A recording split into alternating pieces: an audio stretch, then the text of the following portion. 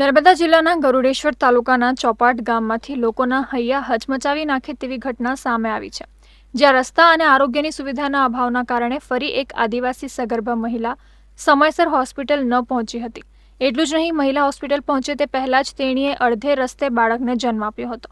ચોપાટ ગામમાં રહેતી સગર્ભા મહિલાને અચાનક પ્રસૂતિની પીડા ઉપડતા પરિવારના સભ્યો અને કેટલાક યુવાનોએ રસ્તાના અભાવે આ મહિલાને જોડીમાં ઉઠાવી પગદંડી કરી હોસ્પિટલ લઈ જવાની ફરજ પડી હતી, કારણ કે સાંકડો માર્ગ હોવાથી કોઈ વાહન કે એમ્બ્યુલન્સ ગામ સુધી પહોંચી શકે તેમ ન હતું.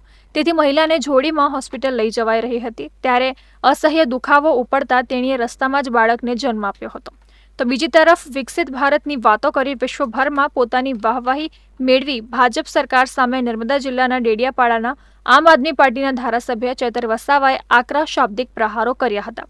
ચેતર વસાવાએ જણાવ્યું હતું કે જ્યાં વિશ્વની સૌથી ઊંચી પ્રતિમા બનાવી છે તેવા આદિવાસી વિસ્તારની આ વરવી વાસ્તવિકતા છે.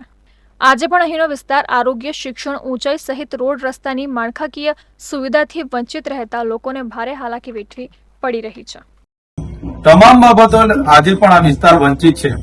જ્યારે દેશ આઝાદ થઈને આજે 10 કે 20 વર્ષ નહીં પણ 78 વર્ષ થયા છતાં આ વિસ્તારની પરિસ્થિતિ આ છે. ત્યારે સરકારે આ વરવી વાસ્તવિકતા સ્વીકારવી જોઈએ અને આ વિસ્તારોમાં સારા રોડ રસ્તા બને અને જે પણ લોકો આમાં જવાબદાર હોય એમના પર કાયદેસરની કાર્યવાહી કરવામાં આવે એવી અમે માંગ કરીએ છીએ. આવનારા દિવસોમાં આ પરિવારની મુલાકાતે પણ અમે જવાના છે, ત્યારે સત્વરે સરકાર યોગ્ય કાર્યવાહી કરે એ પ્રકારની અમે માંગ કરીએ છીએ.